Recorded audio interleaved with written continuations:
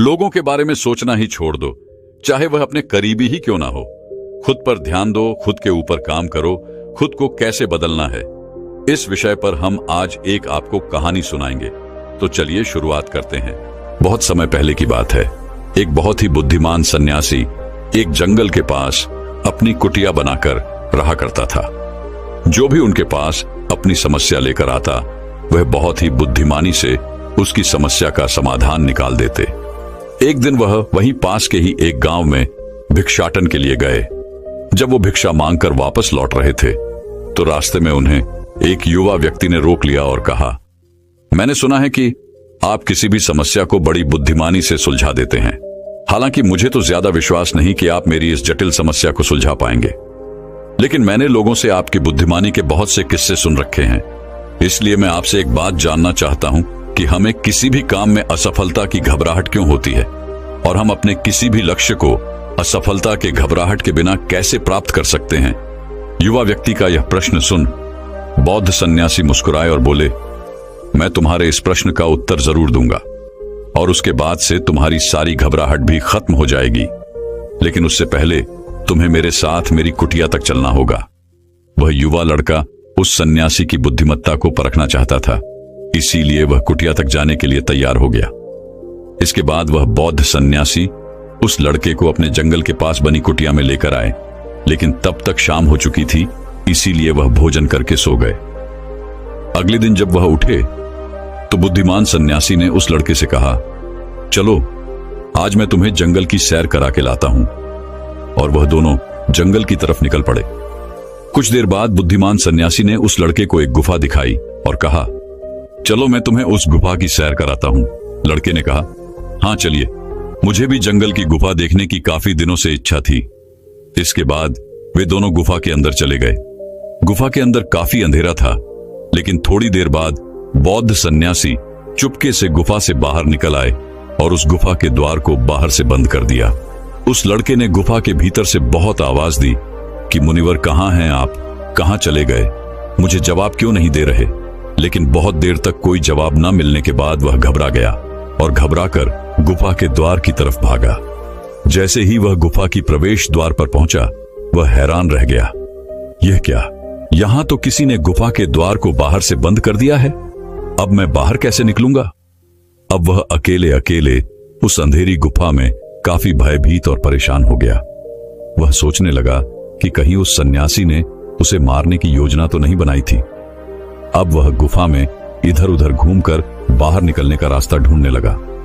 वह गुफा में काफी देर तक इधर उधर भटकता रहा, लेकिन उसे बाहर निकलने का कोई रास्ता नहीं मिला। अब उसे जोरों की प्यास और भूख भी लग रही थी, इसीलिए वह शांत होकर एक जगह बैठ गया। तभी उसे एक सुरंग से सूर्य की रोशनी आती हुई दिखाई दी, और उस रोशनी आने वाली सुरंग तक पहुंचना बहुत ही कठिन था, क्योंकि चारों तरफ बस अंधेरा ही अंधेरा था, और वह सुरंग भी काफी ऊंचाई पर थी। पर फिर भी वह तुरंत उठा और अपनी सारी भूख प्यास को भूलकर अपना सारा ध्यान उस गुफा से बाहर निकलने पर लगा दिया। काफी मेहनत और प्रयास करने के बाद वह उस सूर्य की रोशनी आने वाली सुरंग तक पहुंच गया, और कुछ दूर तक उस सुरंग में ही ऊपर चढ़ता गया। तभी अचानक उसे वह सन्यासी हाथ आगे बढ़ाता हुआ दिखाई दिया। वह लड़का झट से उस सन्यासी का हाथ पकड़कर बाहर आ गया, और बाहर निकलते ही उस सन्यासी को गुस्से से चिल्लाकर कहा, मुनिवर आप पागल हो गए हैं। आप मुझे अंधेरी गुफा में अकेले छोड़कर आ गए। आपको पता है मैं कितना भयभीत हो गया था और मुझे कितने जोरों की प्यास लगी है। उस सन्यासी ने मुस्कुराते हुए उसे पानी दिया और कहा, अब मेरी बातों को ध्यान से सुनना। तुम इस गुफा के बाहर सिर्फ 2 कारणों की वजह से निकल पाए, जिसने तुम्हें इस गुफा से बाहर निकलने के लिए मजबूर किया। पहला कारण, क्योंकि तुम्हें जोरों की प्यास और भूख लगी थी, और दूसरा कारण, तुम्हें वहां घुटन महसूस हो रही थी, क्योंकि तुम्हें मित्रों और परिवार वालों के साथ रहने की आदत पड़ चुकी है। अब मैं तुम्हें 2 मुख्य कारण बताता हूं, जिसकी वजह से तुम इस गुफा से बाहर निकल पाए। पहला कारण, क्योंकि तुम्हारे साथ वहां यह कहने के लिए लोग नहीं थे कि इतने अंधेरे में इतनी ऊंचाई पर तुम उस सुरंग तक कैसे पहुंच पाओगे, ये तो असंभव है। और दूसरा कारण, वहां यह कहने के लिए भी लोग नहीं थे कि चलो कोई दूसरा रास्ता देखते हैं, इससे भी आसान रास्ता मिल जाएगा और हम बहुत आसानी से इसको फिर से बाहर निकल जाएंगे। सफलता प्राप्त करने का नियम भी कुछ ऐसा ही है। यह तो मैंने तुम्हें सफलता कैसे प्राप्त करी इसकी एक छोटी सी दुनिया बनाकर दिखाई है, और वास्तविक दुनिया इससे कहीं अधिक जटिल होती है। वहां हमें सलाह देने के लिए बहुत से फालतू लोग मिल जाते हैं जो खुद तो कुछ कर नहीं पाए, लेकिन हमें ज्ञान देंगे कि यह मत करो, यह बहुत कठिन है, यह तुमसे ना हो पाएगा, इससे अच्छा तो तुम वह काम कर लो, उसमें तुम्हें निश्चित रूप से सफलता मिल जाएगी। और ऐसे ही वह हमारे दिमाग को भटका कर चले जाते हैं और हमें खुद पर संदेह होने लगता है। सफलता ना मिलने का एक बड़ा कारण यह भी है कि सफलता प्राप्त करने की प्रक्रिया बहुत लंबी होती है, और यहां जब हमारा मन घंटों घंटों में बदल जाता है तो फिर लक्ष्य प्राप्ति के महीनों और सालों के प्रयास में ही हमारा मन क्यों नहीं बदलेगा। हमारा मन बदल ही जाता है और हम उस रास्ते को छोड़कर अलग अलग राष्ट्रीय अपनाने लगते हैं। गौतम बुद्ध अक्सर अपने शिष्यों से कहा करते थे कि परेशानियां हमें तभी दिखती हैं जब हमारा ध्यान हमारे लक्ष्य पर नहीं होता, और यह बात 100% सही है। जैसे जब एक तीरंदाज तीर मारने वाला होता है तो वह अपनी एक आंख को बंद कर लेता है और दूसरी आंख से सिर्फ लक्ष्य को देखता है, तब जाकर वह अपने लक्ष्य को भेद पाता है। ठीक इसी प्रकार हमें सफलता का डर तभी लगता है जब हमारा ध्यान अपने लक्ष्य पर न होकर रास्ते पर आने वाली कठिनाइयों पर होता है। तुम इस गुफा से बाहर इसीलिए निकल पाए क्योंकि तुम्हें गुफा के अंदर सुरंग से आने वाली रोशनी के अलावा और कुछ दिखाई नहीं पड़ रहा था। अगर उस गुफा के अंदर प्रकाश होता तो तुम वहां के बड़े बड़े गड्ढों और कीड़े मकोड़ों को देखकर डर जाते और वहीं भटकते रह जाते। इसीलिए अपना सारा ध्यान केवल अपने लक्ष्य पर टिकाए रखो और आसपास क्या हो रहा है, लोग क्या बोल रहे हैं, उस पर ध्यान देना बंद कर दो।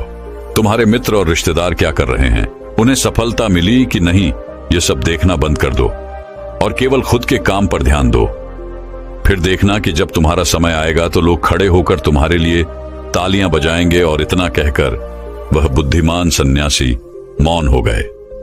उस युवा लड़के ने कहा, मुनिवर, आपने तो आज मेरी आंखें ही खोल दी। आपने कही हर एक बात में ही मुझे बुद्धिमानी नजर आई। आप सच में बहुत बुद्धिमान हैं, इसीलिए सभी आपको बुद्धिमानी का लोहा मानते हैं। मैं आपको वचन देता हूं कि आज से मैं मेरे मन को कभी भी असफलता के डर से नहीं सताऊंगा। मैं अपना पूरा ध्यान सिर्फ अपने काम पर लगाऊंगा और जल्दी ही एक सफल व्यक्ति बनकर दिखाऊंगा। इतना कहकर उस लड़के ने बुद्धिमान सन्यासी का धन्यवाद किया और वापस अपने गांव चला गया। तो दोस्तों, चलिए इसके बाद की इससे भी अच्छी कहानी की शुरुआत करते हैं। पुराने समय की बात है। नगर में रहने वाला सबल नाम का एक लड़का अपनी जिंदगी से बहुत निराश था। उसकी निराशा का कारण यह था कि वह अब तक कुछ भी नहीं कर रहा था। उसके माँ बाप उसे ताने मारते कि तेरे सारे मित्र कुछ ना कुछ कर रहे हैं, लेकिन तू अभी भी घर में ही बैठा हुआ है। मित्रों के बीच भी अक्सर उसका मजाक ही बनता। वह कहीं जाता तो लोग उससे पूछते कि क्या कर रहे हो। उसे यह बताने में बड़ी शर्म आती कि अभी वह कुछ भी नहीं कर रहा। धीरे धीरे उसने रिश्तेदारों के यहां जाना और लोगों से मिलना जुलना कम कर दिया। वह ज्यादातर समय अपने घर में ही बैठा रहता। वह अकेले में रोता, भगवान को कोसता और अपनी किस्मत को दोष देता। अब उसे अपनी जिंदगी बोझ सी लगने लगी थी। कभी कभी वह सोचता कि जब वे कुछ करने के लायक ही नहीं हैं, तो फिर उसके जिंदा रहने का भी क्या फायदा, उसे तो मर जाना चाहिए। एक दिन वह अपने नगर की एक सड़क से गुजर रहा था। तभी उसने देखा कि एक गुरु दुख के ऊपर प्रवचन दे रहे हैं। वह भी वहीं भीड़ में पीछे बैठ गया और गुरु के प्रवचन सुनने लगा। गुरु बोल रहे थे कि दुख एक गुरु की भांति होता है जो हमें जीवन की सच्चाई दिखाता है और हमें सही से जीवन जीने का तरीका सिखाता है। आप चाहें तो अपने दुख रूपी गुरु से जीवन जीना भी सीख सकते हैं और चाहें तो उस दुख में डूबकर बैठकर रो भी सकते हैं। सबल भी गुरु की यह सारी बातें ध्यान से सुन रहा था, लेकिन उसे गुरु की यह बातें सही नहीं लगी। उसने खड़े होकर कहा, दुख कुछ भी सीखा कर नहीं जाता, सिर्फ पीड़ा देकर जाता है। दुख की पीड़ा अनंत होती है। ऐसा लगता है इसके बाद कुछ भी नहीं होने वाला, कुछ भी नहीं मिलने वाला। मृत्यु भी उसके सामने छोटी लगने लगती है। गुरु ने कहा, आखिर क्या दुख है तुम्हें? सबल ने अपना सारा दुख गुरु के समक्ष कह सुनाया और पूछा, क्या आपके पास मेरे इस दुख का कोई समाधान है? गुरु मुस्कुराए और बोले, जिस दिन तुम्हारे पास सच्चा दुख आए उसी दिन मेरे पास लौट कर आना, मैं तुम्हारे दुख का समाधान अवश्य करूंगा। इतना कहकर गुरु वहां से चले गए। सबल ने सोचा, क्या मेरा दुख सच्चा नहीं है? क्या जिस दुख से मैं गुजर रहा हूं वो झूठा है? कोई भी मेरे दुख को नहीं समझ सकता। जब मां बाप नहीं समझ पाई तो गुरु क्या समझेंगे? अपने दुखों से परेशान होकर सबल ने एक निर्णय लिया कि अब वह कुछ करके दिखाएगा। उसने एक छोटा सा व्यापार शुरू किया, लेकिन उसमें उसे सफलता नहीं मिल रही थी। पर उसके घर वाले खुश थे कि वह कुछ तो प्रयास कर रहा है। वह अपने व्यापार में जुटा रहा और उसे धीरे धीरे सफलता भी मिलने लगी। फिर उसने रफ्तार पकड़ ली और सिर्फ 3 साल के अंदर ही वह एक बड़ा व्यापारी बन गया।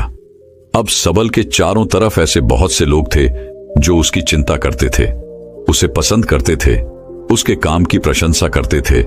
अब उसके घर वाले भी उसकी प्रशंसा करते नहीं थकते थे। दिन प्रतिदिन उसके मित्रों की संख्या बढ़ती जा रही थी। अब वह अपनी जिंदगी से बहुत ही खुश था। उसके कुछ मित्रों ने उसे सलाह दी कि जब तुम बड़े व्यापारी बनकर इतने खुश हो तो सोचो कि अगर तुम इस नगर के, इस राज्य के सबसे बड़े व्यापारी बन जाओ तो तुम्हारे पास कितना सुख होगा, कितने लोग तुमसे जुड़ना चाहेंगे, तुम्हारा कितना नाम फैलेगा। स्वयं राजा भी तुमसे मित्रता करना चाहेंगे और जरूरत पड़ने पर तुमसे ही धन उधार लेंगे। मित्रों की यह बात सबल के मन में घर कर गई। अब उसने और भी धन कमाने का प्रयास शुरू कर दिया, लेकिन उसे यह सब कुछ बहुत ही जल्दी चाहिए था। वह यह सब कुछ प्राप्त करने में अपना ज्यादा समय बर्बाद नहीं करना चाहता था। इसीलिए उसने ऐसे भी कार्य करने शुरू कर दिए जो उचित नहीं थे। उसने बड़ी मात्रा में अपने मित्रों से धन उधार लेना शुरू कर दिया। ज्यादा मुनाफा कमाने के लालच में अपने सामान में मिलावट करने लगा। उसने दूसरे व्यापारियों के खिलाफ षड्यंत्र भी रचे, उन्हें डराया धमकाया। जैसा जैसा उसके मित्र उससे कहते गए वह वही करता गया। वही इन तरीकों से ज्यादा धन तो कमा रहा था, लेकिन अब उसके जीवन में सुकून ही रह गया था। उसके मन की शांति गायब हो गई थी। उसे रातों में नींद नहीं आती थी। वह किसी उधेड़बुन में लगा रहता था। सुख सदन की सारी वस्तुएं होने के बाद भी उसे किसी में सुख नहीं मिल रहा था। एक दिन सबल अपनी गाड़ी में सवार होकर कहीं जा रहा था। तभी रास्ते में उसे गुरु का आश्रम दिखा। वह रुक गया। वह गुरु के पास जाकर बोला, गुरुदेव, आपने कहा था कि जब तुम्हारे जीवन में सच्चा दुख आए तब मेरे पास आना। अब मैं बहुत दुखी हूं। मेरे रातों की नींद गायब हो गई है। मुझे कहीं सुकून नहीं मिल रहा। इस तरीके से सबल ने अपनी सारी समस्या गुरु के सामने कह सुनाई। गुरु ने कहा, जब तुम मुझसे पहली बार मिले थे तब भी तुम किसी दुख में थे। तुमने उस दुख से क्या सीखा? सबल ने कहा, मैंने सीखा कि सिर्फ सोचने और चिंता करने से कुछ नहीं होता।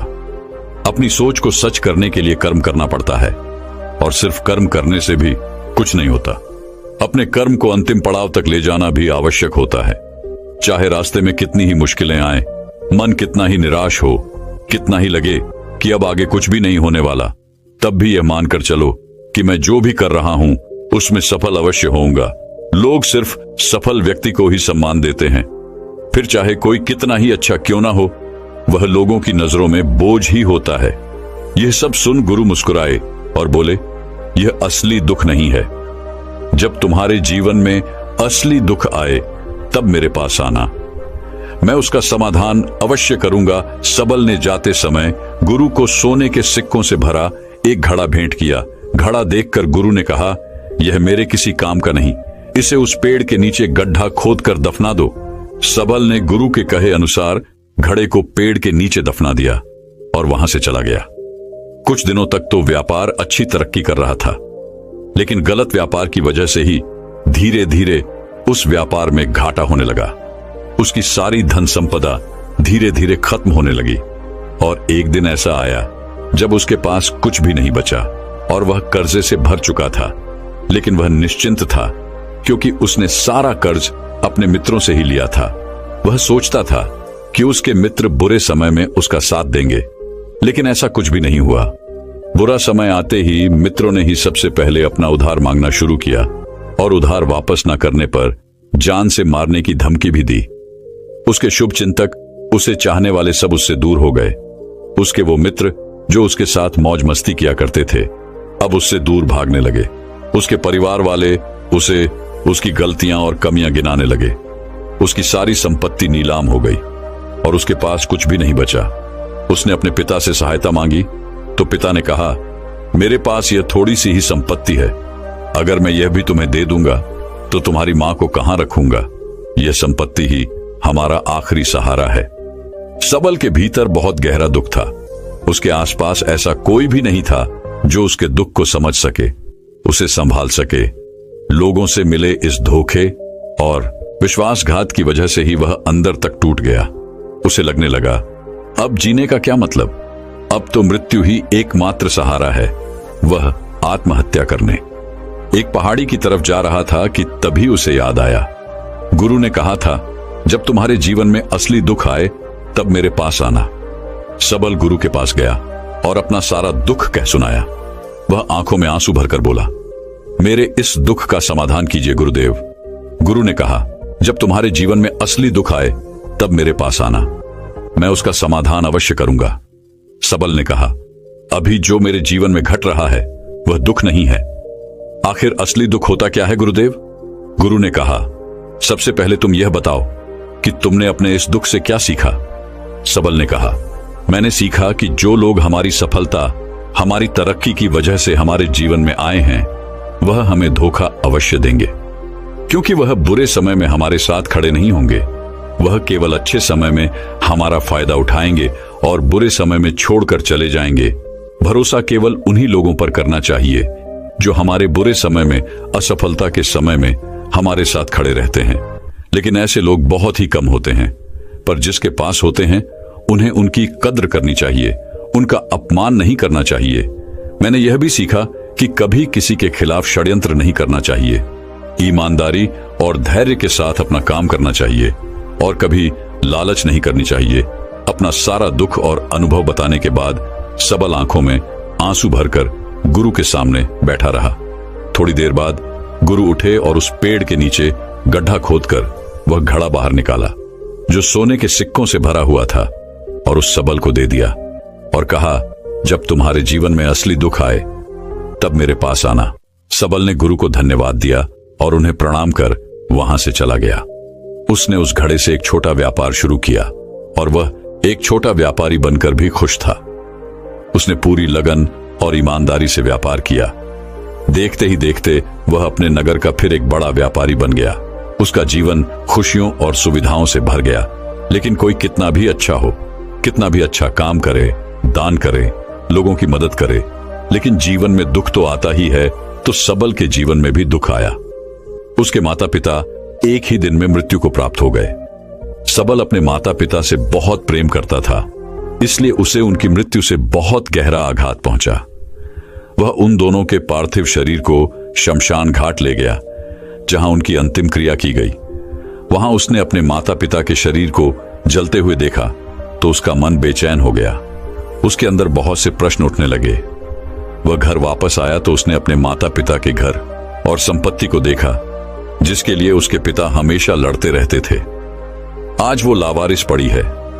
आज उसकी देखरेख करने वाली, उसके लिए लड़ने वाली इस दुनिया से ही चले गए। उसके पिता ने जो भी कमाया था, जो भी बनाया था, वह सब यही रह गया था। एक दिन पहले तक किसी से भी अपनी संपत्ति के लिए लड़ जाने वाले उसके पिता आज खुद इस दुनिया से अलविदा हो गए थे। उसका मन इसी तरह के अनेक विचारों के बवंडर में फंसा हुआ था। उसे अंदर से अकेलापन और डर महसूस हो रहा था। उसे कुछ खालीपन सा महसूस हो रहा था। उसे लग रहा था कुछ तो है जिसे वो समझ नहीं पा रहा। इसीलिए वो गुरु के पास गया। उसे देखते ही गुरु ने कहा, क्या जीवन में कोई दुख है? सबल ने कहा, वैसे तो जीवन में कोई दुख नहीं है गुरुदेव, सब सुख है, सब अच्छा चल रहा है। लेकिन आज मेरे माता पिता की मृत्यु हो गई। इस घटना से मेरा मन बहुत दुखी और बेचैन है। गुरु ने कहा, इसमें दुखी होने वाली कौन सी बात है? एक दिन तो सभी के प्रियजनों को मरना ही है। हमेशा जीवित न तो कोई रहा है और न ही कोई रहेगा। एक दिन तो तुम्हें भी मरना ही है। हो सकता है कल ही मर जाओ या आज भी मर सकते हो।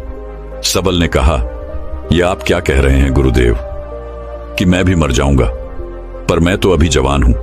गुरु ने कहा, इस भ्रम में तो सभी जी रहे हैं कि मृत्यु दूसरों को आती है, बूढ़ों को आती है, लेकिन बूढ़ों के सामने ही जवान मर जाते हैं, बच्चे मर जाते हैं।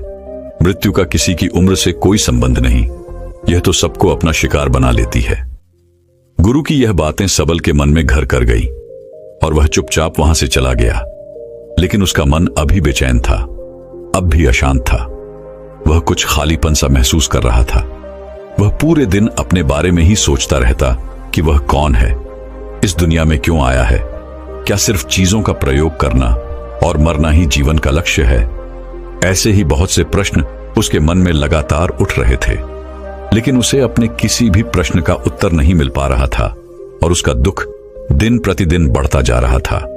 इसीलिए कुछ दिनों बाद वह फिर गुरु के पास पहुंचा और बोला, गुरुदेव, मैं बहुत दुखी हूं क्योंकि मैं यह नहीं जान पा रहा कि मैं कौन हूं और इस दुनिया में क्यों आया हूं। यह सुन गुरु मुस्कुराए और बोले, आज पहली बार तुम्हारे जीवन में सच्चा दुख पैदा हुआ है। वास्तव में यही है जो दुख कहलाने के लायक है, कि हमें पता नहीं कि हम कौन हैं, क्यों आए हैं, क्या करना है, कैसे करना है। सबल ने कहा, गुरुदेव, मेरे इस दुख का समाधान कीजिए। गुरु ने कहा, हम सभी इंसान जीवन भर क्या इकट्ठा करते रहते हैं। सबल ने कहा, हम सभी इंसान जीवन भर धन, संपत्ति, मान सम्मान, परिवार, मित्र, पद प्रतिष्ठा इत्यादि इकट्ठा करते रहते हैं। गुरु ने कहा, क्या इन इकट्ठा की हुई सभी चीजों में से एक भी चीज हम अपने साथ ले जा सकते हैं। सबल ने कहा, नहीं गुरुदेव, इनमें से कुछ भी साथ नहीं जाता। मेरे माता पिता के साथ भी कुछ नहीं गया, सब तो यही छूट गया, घर, परिवार, संपत्ति, सब कुछ। गुरु ने कहा, अब मेरी बातों को ध्यान से सुनना। इस दुनिया में हमें जो इकट्ठा करना चाहिए वो तो हम कभी इकट्ठा करते ही नहीं। चीजें हमारे सामने ही होती हैं, लेकिन हम उन्हें देखने का प्रयास ही नहीं करते। इस दुनिया में हमें जिस चीज को इकट्ठा करना है वह हम खुद हैं। हमें खुद को ही इकट्ठा करना है ताकि जब मृत्यु हो तो हम एक हो सके और स्वयं को पहचान सके। हम भीतर से बटे हुए हैं, प्रेम में, नफरत में, क्रोध में, जलन में, क्रूरता में, धन में, संपत्ति में, पद में, प्रतिष्ठा में, मान में, पहचान में, धर्म में, जाति में। ऐसे ही सैकड़ों हजारों चीजों और वासनाओं में हम बटे हुए हैं। हम टुकड़ों में जीवन जी रहे हैं। इस बंटवारे की वजह से हमारी चेतना कभी एक नहीं हो पाती। हमारी चेतना शक्ति बिखर गई है, इसलिए हमारे पास इतना भी समय नहीं है, इतनी भी ऊर्जा नहीं है कि हम मुड़कर एक बार अपने भीतर देख सकें। वास्तव में जिस धन की कमी, सुविधाओं की कमी, मान सम्मान की कमी को लोग दुख समझते हैं और जीवन भर उसे दुख दुख बोलकर रोते रहते हैं और उनका समाधान खोजने का प्रयास करते रहते हैं, उन्हें उसका समाधान कभी मिलेगा ही नहीं, क्योंकि जिन्हें लोग दुख कहते हैं वो असली दुख है ही नहीं। वो तो सिर्फ इंसान की चाहत है, उसकी इच्छा है, जिसकी पूर्ति कभी नहीं की जा सकती। इसीलिए यहां व्यक्ति को ऐसे दुखों का कभी समाधान मिला ही नहीं। इसीलिए इन सब के ऊपर अगर अपने दुखों का परम समाधान चाहिए तो सबसे पहले अपने आप को इकट्ठा करो, अपनी ऊर्जा को इस संसार से वापस खींचो और एकत्रित करो। अपने ऊपर ध्यान दो, खुद पर ध्यान लगाओ। मृत्यु से पहले ही अपने आप को पहचान लो, ऐसे ही बिखरे हुए मत चलो। सबल ने कहा, तो क्या गुरुदेव, हमें यह संसार छोड़ देना चाहिए, अपनी सभी इच्छाओं को मार देना चाहिए, किसी से प्रेम नहीं करना चाहिए, धन संपत्ति नहीं इकट्ठा करनी चाहिए, मान सम्मान की आशा छोड़ देनी चाहिए। गुरु ने कहा, एक बिखरे हुए मनुष्य के अंदर से कामनाएं, इच्छाएं और वासनाएं ऐसे ही निकलती हैं जैसे पहाड़ से कोई पत्थर गिर रहा हो, जिस पर पहाड़ का कोई नियंत्रण नहीं है, सिवाय देखने, परेशान होने और कुछ होने के। इसी प्रकार एक बिखरे हुए मनुष्य की इच्छाएं अनियंत्रित और दुखदायी होती है। उसका अनियंत्रित मन कुछ भी इच्छाएं और कल्पनाएं करता रहता है और दुखी होता रहता है। लेकिन जब व्यक्ति एकत्रित हो जाता है तो वह जो भी करता है सब उसके नियंत्रण में रहता है, तब इच्छाएं भी उसकी इच्छा से निकलती हैं। सबल ने कहा, गुरुदेव, आपने मेरे सच्चे दुख का समाधान कर दिया। आपका बहुत बहुत धन्यवाद। आज से मैं खुद को एकत्रित करने का प्रयास करूंगा। गुरु ने कहा, मानो शरीर में बहुत ऊर्जा है, बहुत शक्ति है और यह बेकार के कामों में भटक रह गई है, पृथ्वी की चीजों में लगी रहती है। यह ऐसा ही है जैसे कि एक अत्यंत शक्तिशाली मशीन किसी बच्चे के हाथों में दे दी गई हो और वह बिना सोचे समझे, बिना किसी नियंत्रण और जानकारी के बस इसकी शक्ति को कहीं भी बर्बाद कर रहा हो। इसीलिए अपने चेतना की शक्ति पर ध्यान दो और इसे एकत्रित करो। सबल को अपने प्रश्नों का उत्तर मिल चुका था। उसने गुरु का धन्यवाद किया और चुपचाप वहां से चला गया। दोस्तों, मैं उम्मीद करता हूं कि यह कहानी सुनने से आपके जीवन में अच्छे बदलाव आए होंगे। आपको इस वीडियो से क्या सीखने मिला, ये कमेंट करके जरूर बताएं और अपने परिवार, दोस्तों या आपके करीबी इंसान के साथ ये कहानी शेयर करके उन्हें भी इस ज्ञान से परिचित करवाएं। बाकी अगर आपको ये वीडियो दिल से अच्छी लगी हो तभी इस वीडियो को लाइक कर देना और आपने अब तक इस चैनल को सब्सक्राइब ना किया हो तो चैनल को सब्सक्राइब भी जरूर कर देना। आपका हर दिन शुभ हो और खुशियों से आपका जीवन भरा रहे। धन्यवाद। नमो बुद्धाय।